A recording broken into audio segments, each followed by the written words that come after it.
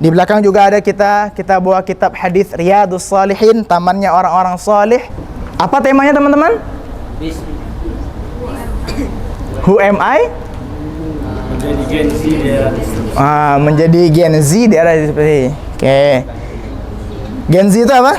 Bang Z. Bang Z. Mentang-mentang ya. Disrupsi. Kita malam hari ini nggak bahas banyak. Jadi kita coba bagi 4 cabang aja. Pertama, apa itu disrupsi?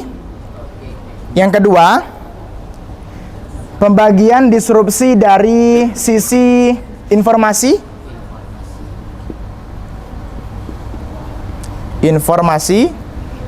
Teman-teman boleh catat di HP atau di buku, monggo. Informasi, kemudian disrupsi dari segi komunikasi. 5 deng. Yang keempat, disrupsi dari segi ekonomi. Dan yang kelima, disrupsi yang kita rasakan sehari-hari yang lebih relate buat kita Gen Z, yang mungkin kita jarang sadari, apalagi di dunia perkuliahan. Let's say daily life. Disrupsi dalam daily life, dalam kehidupan sehari-hari. Oke. Teman-teman, ada yang tahu disrupsi itu apa? Boleh satu orang angkat tangan? Jangan angkat kaki ya, kita baru mulai acara. Satu orang boleh? Apa itu disrupsi, teman-teman? Itu interupsi. Iya, ya. Videonya di deskripsi video ya. Boleh Mbak yang jilbab coklat sebelahnya. Apa itu disrupsi? Apa yang tahu aja? Apa disrupsi? Disrupsi itu materi kita malam ini Bang Zi. Mantap. Ya. Dari yang Ikhwan ada? Dari Mas Makin mungkin? Boleh. Riset dulu habis itu Makin. What the definition of disruption? Itu dia. Ini ilqa mufradat persada. Ambil itu. Apa itu disrupsi, teman-teman? Perubahan besar. Perubahan kecil? Gitu. Jadi perubahan besar disrupsi, perubahan kecil disrupsi. Oke, makasih Mas Irsyad. Mas Makin. Boten ngertos. Kalau boten sakit basa Jawa tapi nek semisale basa Jawa ya sakit. Soalnya habis KKN di Panda sebulan. Jadi ada efeknya lah dikit. Oke, makasih ya Mas Irsyad.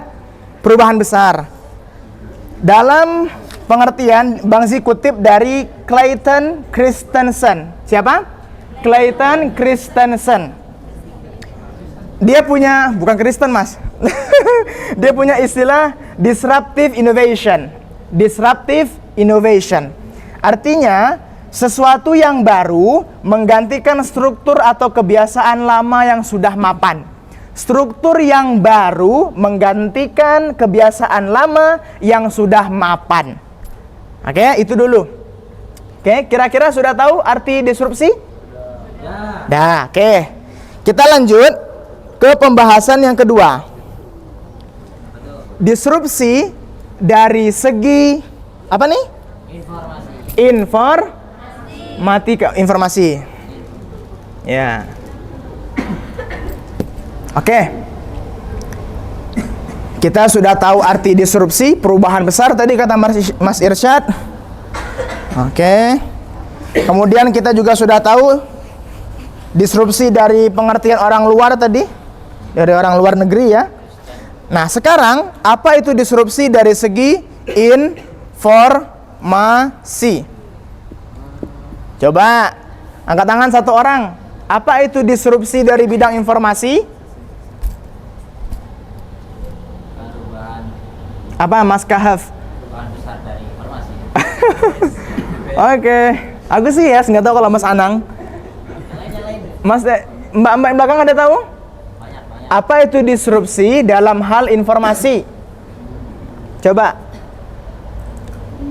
Whoever, siapapun deh, boleh. Oke? Disrupsi dalam hal informasi adalah ketika kita mendapatkan terlalu banyak info. Apa? Terlalu banyak mendapatkan informasi ya. Impone masih gitu kan. Terlalu banyak dapat informasi. Kenapa bisa banyak dapat informasi, teman-teman? Karena penyebaran informasi yang begitu cepat. Tadi apa? Kenapa? Karena TikTok. Bisa boleh. Media sosial, that's right, bro. Media sosial, TikTok, Instagram, ya, Facebook, tweet, sodo, bakso, sodo. Oke, terus kemudian karena terlalu banyak informasi, kita tuh jadi sulit untuk membedakan mana yang benar sama mana yang salah. Kita sulit membedakan mana yang benar sama mana yang salah. Jadi gini turunannya, informasinya terlalu banyak.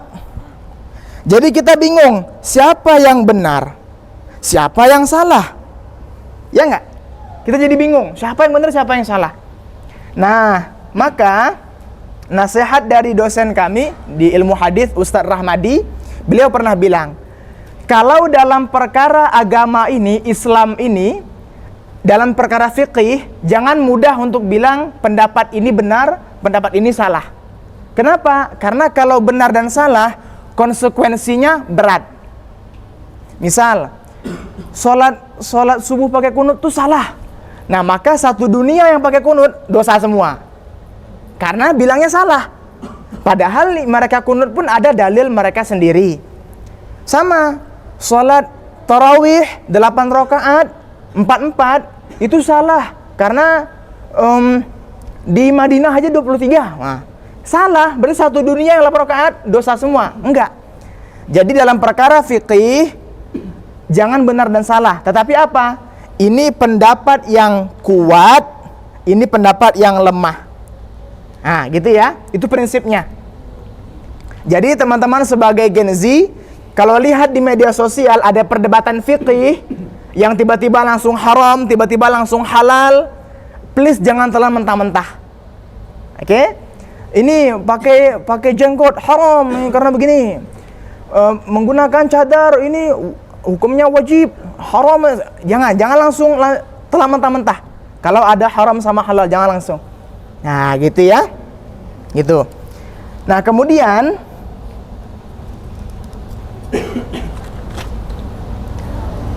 bagaimana caranya menyikapi terlalu banyak informasi? Ada yang tahu? Memfilter. Apa yang difilter, bro? Informasi dengan cara memperdalam ilmunya. Mantap. Harus gitu banget ya. Oke. Kata King Abdur. Ya, King, kita sebutnya King. Kalau di Persada Ustadz Abdur. Kalau di Makassar Sapo. Ya toh. Ini Sulawesi punya ini. Bukan Makassar. Kalau banyak informasi, maka betul kata Abdur tadi, perdalam ilmu kita. Oke? Kalau di Quran apa kata Allah? Al-Hujurat ayat 6 apa?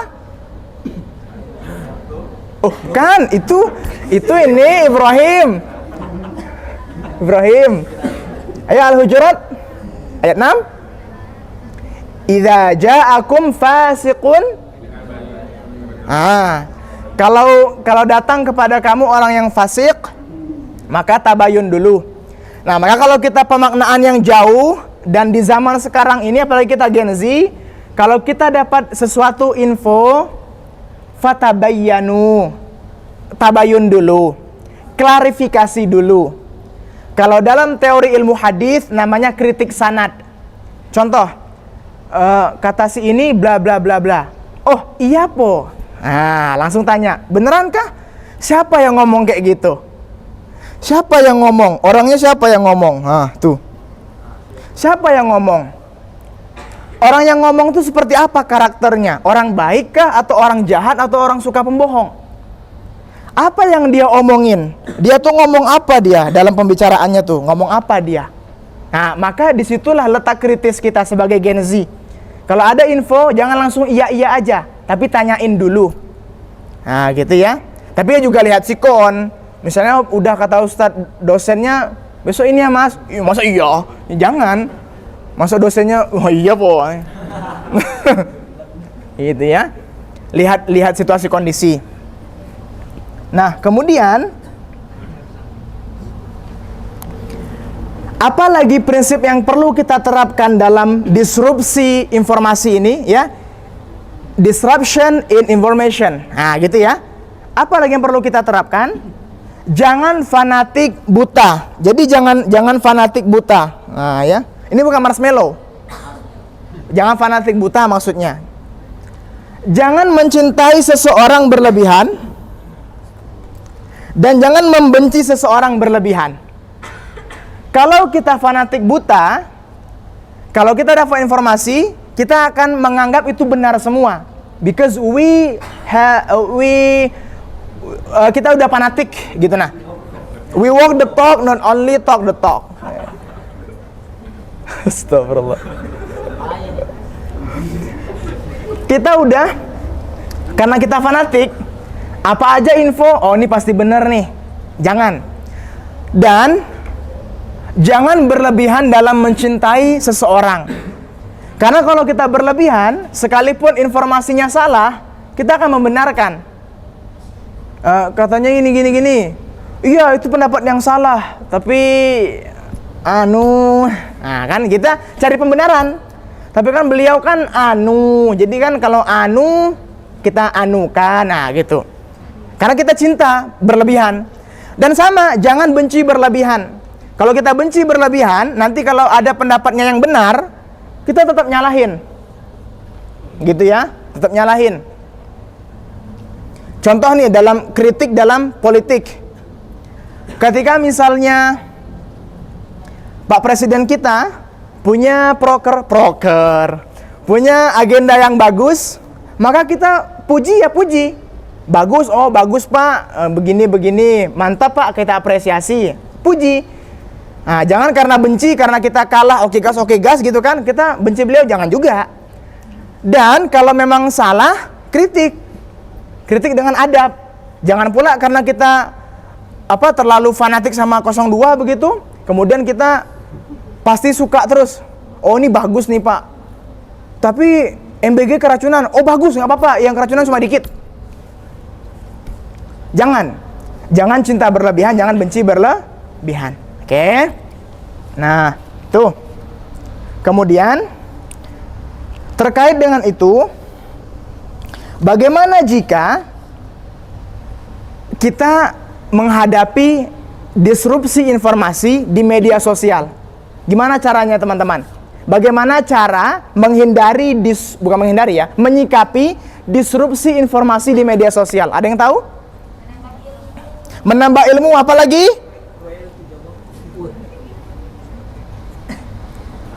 Bagaimana cara menyikapi disrupsi informasi di media sosial?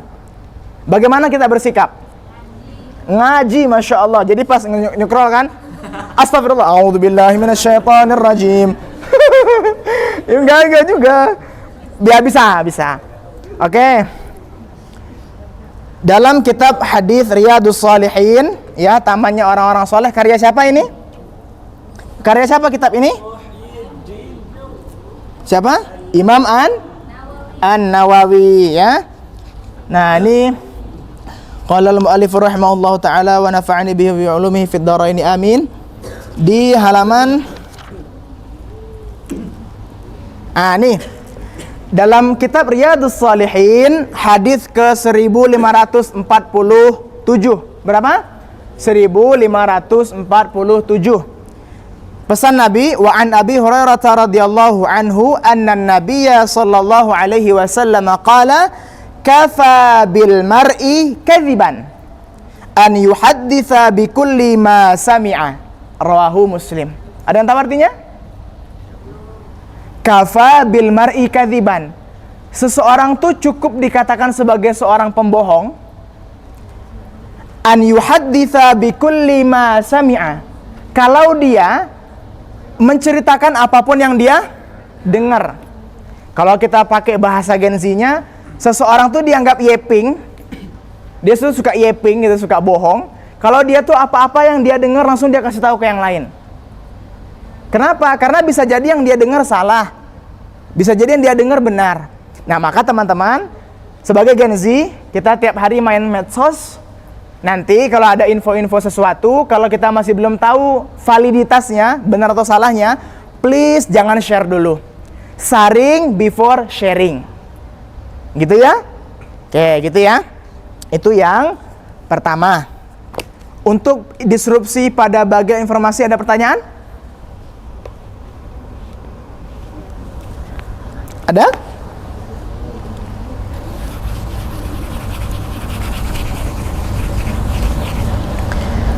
Oke, kalau belum ada, kita lanjut. Yang kedua, disrupsi pada bidang apa tadi, ingat? Ekonomi ketiga. Komunikasi.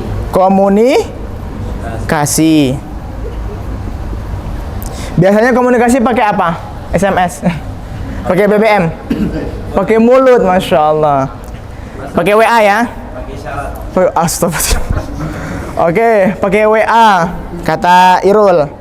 Gimana logo WA? Telepon. Warna hijau. Warna hijau, terus ada kayak gini.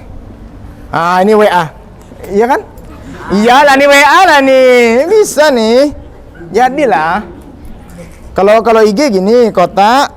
Ini ada kotak nih, kotak. Ah, IG nih. Yang paling mantap tuh logo Facebook, enak aja. Apalah nih, entahlah adalah. Astagfirullahaladzim. Nah, apa yang teman-teman tahu tentang disrupsi pada bidang komunikasi? Boleh satu orang?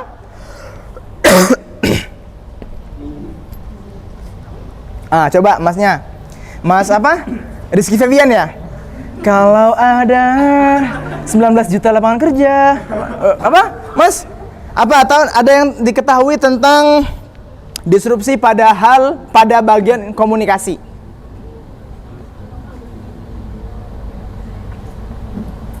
Ya betul, belum. Belum, oke, sorry.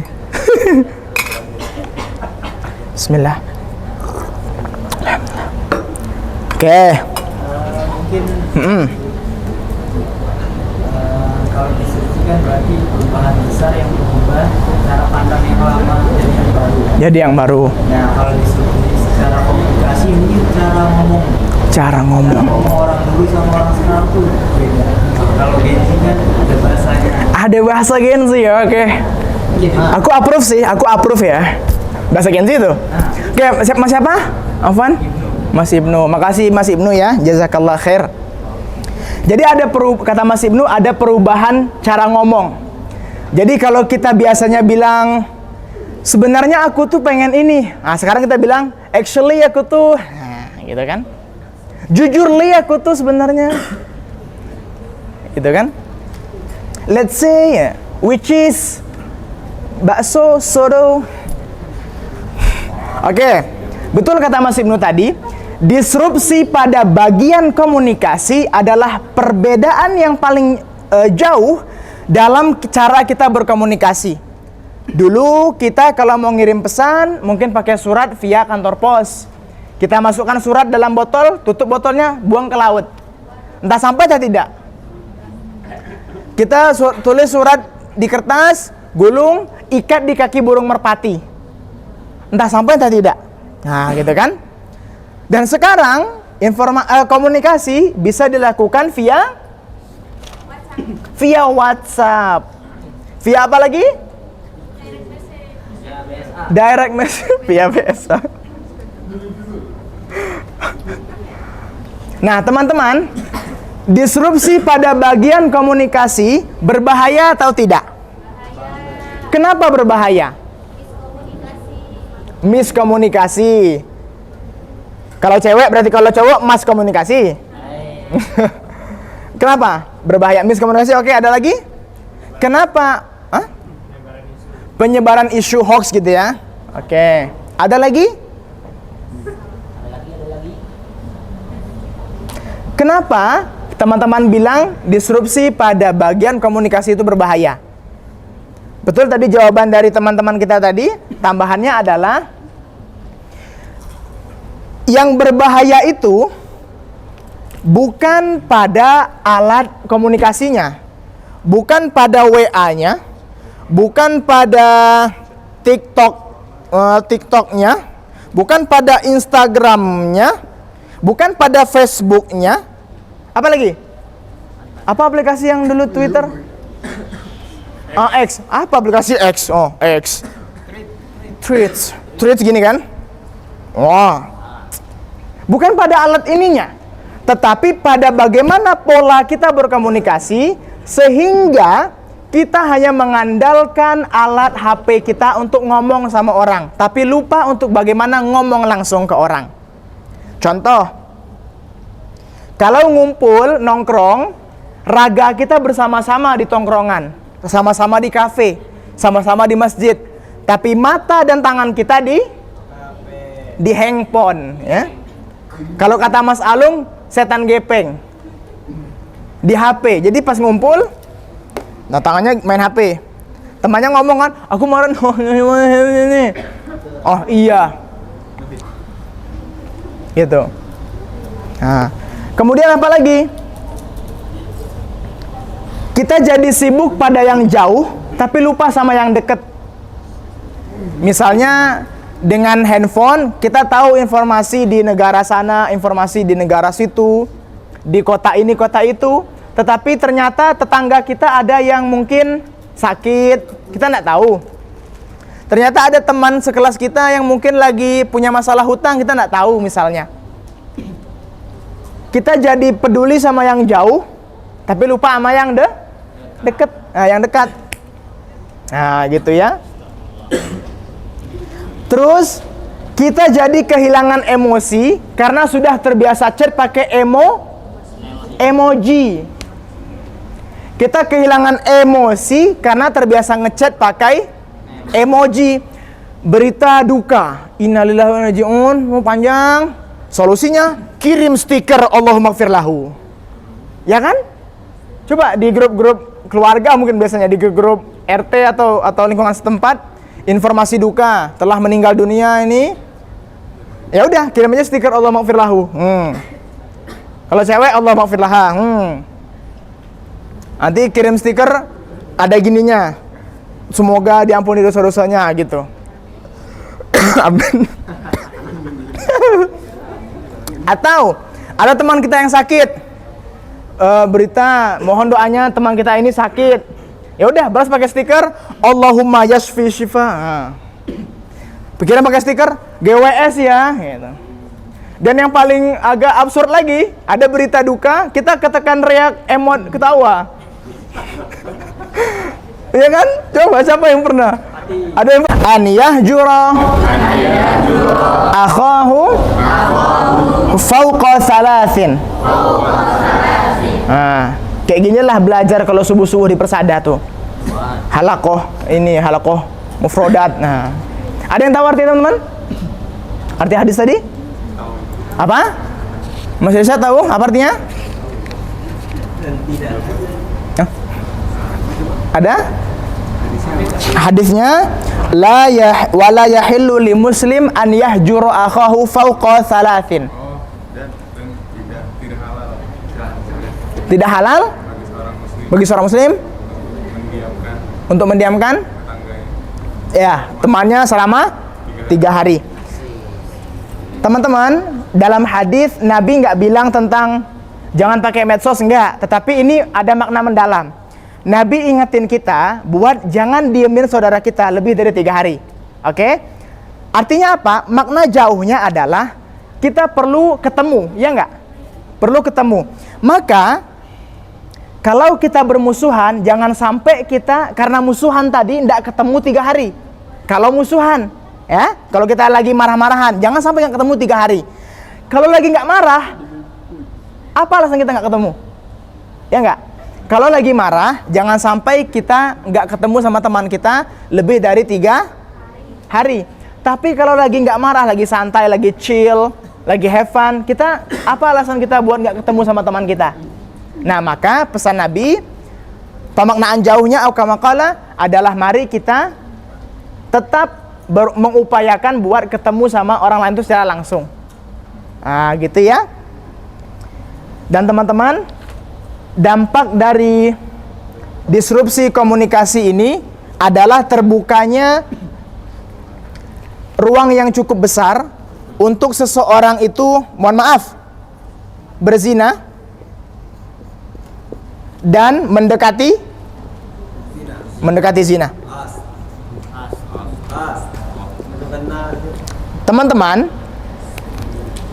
dengan kita punya WhatsApp, ini nasihat yang deep banget buat diri Bang Zi pribadi dan kita semua.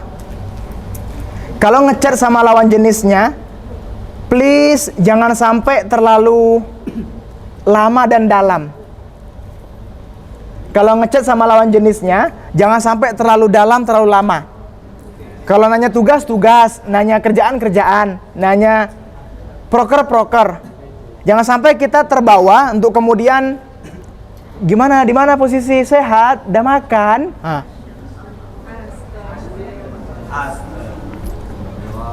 Ketika kita terbiasa dengan komunikasi yang terbuka, ngechat lawan jenis tanpa keperluan yang benar-benar urgent, kita terbiasa, hati kita secara psikologis akan menghadirkan perasaan enak. Karena apa? Ada lawan bicara yang asik nih. Perasaan enak yang muncul akan membuat dopamin di otak. Kita bahagia, nggak ngechat dia, sedih rasanya. Ketika kita mulai sadar ini salah, dan kita sudah terlalu dalam ngechat sama dia, kita mau berhenti, susah rasanya. Ujung-ujungnya apa? Kita merasa di PHP-in. Kita merasa kalau kita itu sedih, karena nggak ada yang merhatiin kita. Itu syukur masih bisa berhenti dari chat itu. Kalau dia berketerusan, lagi di mana? Jalan yuk malam ini. Kosong ndak, luang ndak? Ajak, pergi, keluar.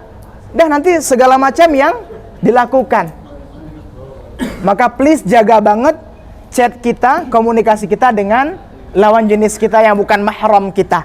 Baik secara online, lewat aplikasi maupun offline pas ketemu langsung. Karena hati itu mudah banget buat bolak-balik gitu nah. Dia mudah banget buat blunder. Nanti tiba-tiba kita bisa jadi salah gara-gara terpeleset dikit di sini. Oke? Gitu ya. Sampai sini ada pertanyaan sebelum kita lanjut? Ada yang tahu apa itu disrupsi pada bidang ekonomi? Satu orang boleh? Ada yang tahu? Yang Putri mungkin boleh jawab tadi? Alia? Inflasi. Oke, terima kasih. Siapa lagi? Ada lagi? Nopi? Nopi siapa lagi?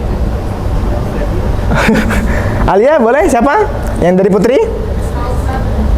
Aufa? Salsa. Apa itu disrupsi pada bagian ekonomi? Bisnis? Oke. Apa? Judol? Iya. Masa gitu? Iya juga ya. Gak kepikir malah. 100 buat kamu. Tapi pinjam dulu. Oke, makasih teman-teman buat jawabannya. Tambahan? Disrupsi pada bagian ekonomi ini adalah ketika teknologi kian berkembang dan dia mengambil pekerjaan-pekerjaan manusia. Apa contoh pekerjaan yang digantiin sama AI? Presensi. Ada lagi? Ini curhat ini. Ini curhat dia tuh. Oke, presensi apa lagi? Rekap absen apa lagi? Fotografer. Wah, aku dong. Iya sih. Ini loh, di mana? Di yang baru demo itu di Nepal. Itu kan menterinya pakai AI. Ya, pakai polling terus menterinya AI. Kalau nggak salah ya. Apa lagi? Pekerjaan digantiin sama AI. Desainer boleh. Pakai Gemini, masukin foto, buat foto saya bisa jadi gini-gini. Jadi. Hati-hati ya pakai Gemini ya. Jangan sampai pakai yang macam-macam ya. Oke. Kalau Bang Zi kutip dari website tempo.co, di situ dikatakan bahwa ada 7 pekerjaan yang itu berpotensi diambil AI. Misalnya tukang analisis data, penghitung keuangan, dan kawan-kawan. Tetapi kata Tempo bilang gini, tetapi pekerjaan yang membutuhkan interaksi tatap muka dengan orang lain cenderung akan lebih bertahan. Dan pekerjaan yang ramah lingkungan akan mulai tumbuh. Itu kata Tempo.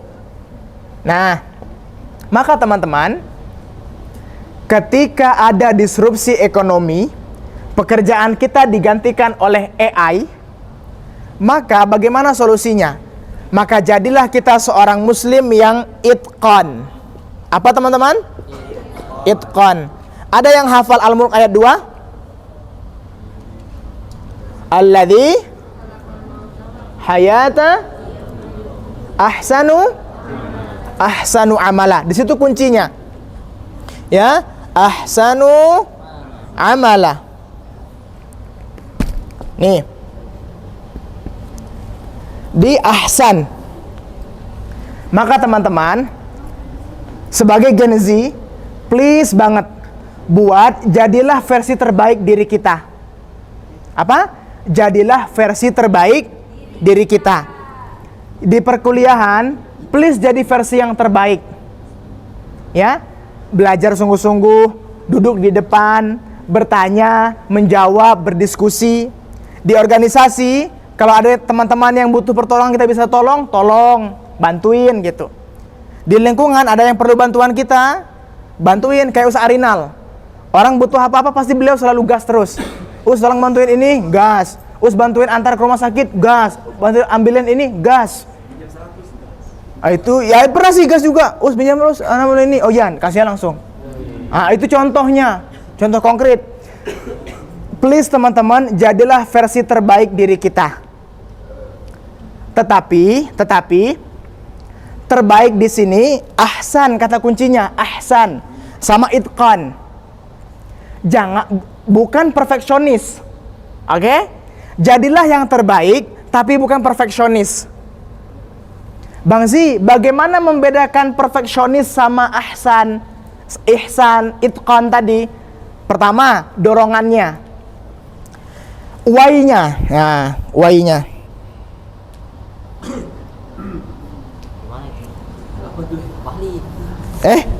Kebalik. Why-nya. Nih. Maaf. Nih. Why-nya. Kenapa kita melakukan itu? Kalau dorongannya ihsan atau itqan, dorongan kita ikhlas lillahi ta'ala, beramal karena Allah, dorongannya karena Allah. Ya Allah, aku beramal ini supaya dapat pahala, supaya engkau ridho. Tuh. Tetapi kalau dia perfeksionis, why-nya itu apa? Karena dia insecure. Karena dia takut diejek orang lain. Karena dia pengen sama kayak orang lain biar bisa gengsi-gengsian. Nah itu dari why-nya. Kemudian apa lagi perbedaan antara ihsan sama perfeksionis? Dari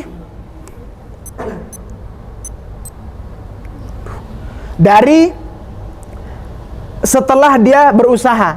Kalau orang yang ihsan atau itqan, dia menyediakan di hatinya ruang untuk syukur dan ruang untuk sabar. Kalau dapat, alhamdulillah bersyukur. Kalau nggak dapat, sabar. Nah, la in syakartum la azidan wa la in kafartum. Sediakan ruang buat bersyukur dan bersabar. Tuh. Tapi kalau orang yang perfeksionis harus berhasil 100%. Tidak ada ruang buat gagal. Padahal gagal itu yang ngajarin kita buat menang. Nah, gitu ya. Ya Allah, jam 9.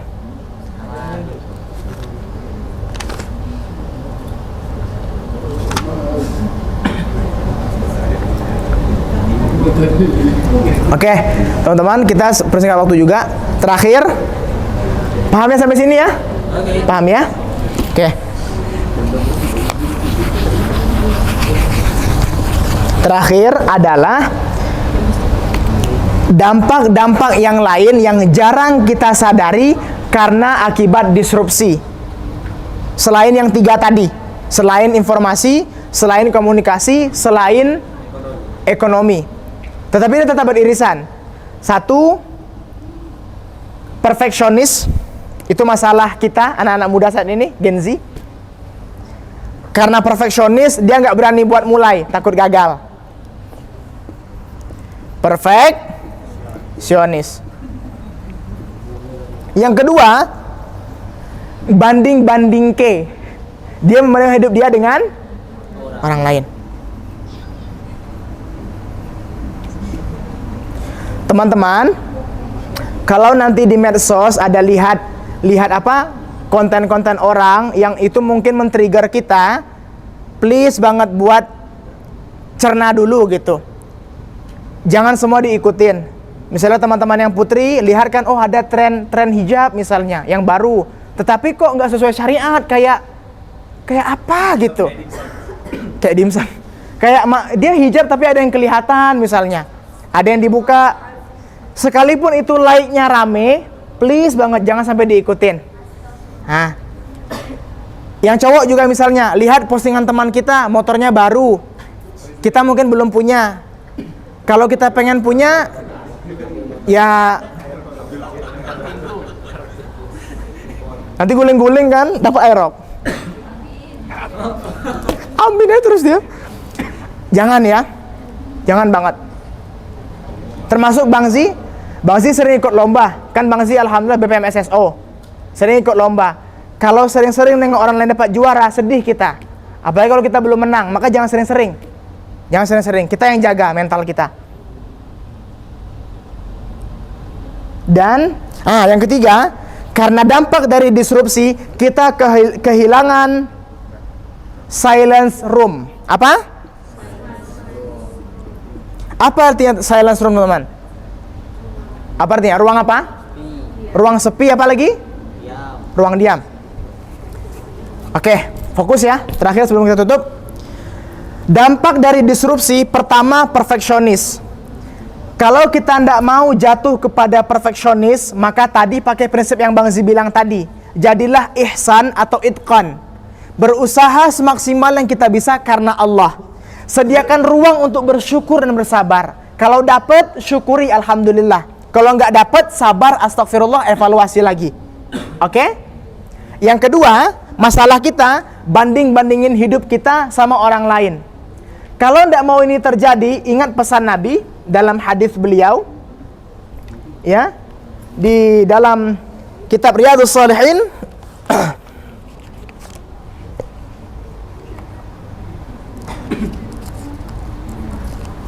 Ada yang tahu hadisnya, teman-teman? Ada yang tahu hadisnya? Oke. Oh, bukan cuy. 124. Nah. Nih, ingat pesan Nabi. Wa an Abi Hurairah radhiyallahu anhu qala Rasulullah sallallahu alaihi wasallam, "Unzuru ila man huwa asfala minkum wa la tanzuru ila man huwa fawqakum." Ingat pesan Nabi, biar kita nggak banding-bandingin hidup, please lihat ke bawah. Kalau saat ini kita mungkin belum punya sesuatu yang kita pengen, coba lihat ke bawah. Mungkin ada yang kita mungkin belum punya motor yang sedemikian, tapi di bawah kita ada yang pakai sepeda misalnya. Kita belum punya laptop yang sedemikian, tapi di bawah kita ada yang mungkin yang masih minjam laptop lab misalnya. Lihat ke bawah, biar nggak banding-bandingin hidup. Yang ketiga, jangan sampai kehilangan silence room.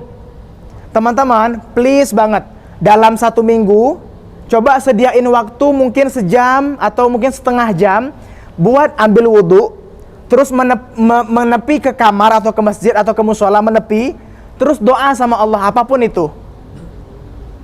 Kita terlalu banyak scroll HP sehingga kita tuh jadi sibuk sendiri. Maka kita perlu sesekali untuk mendiamkan diri, lepasin HP, lepasin laptop, lepasin semua, ambil wudhu, menepi ke kamar. terus nangis sama Allah, minta apapun yang kita pengen, curhat ke Allah, ya Allah aku gini, ya Allah bantuin gini. Supaya apa?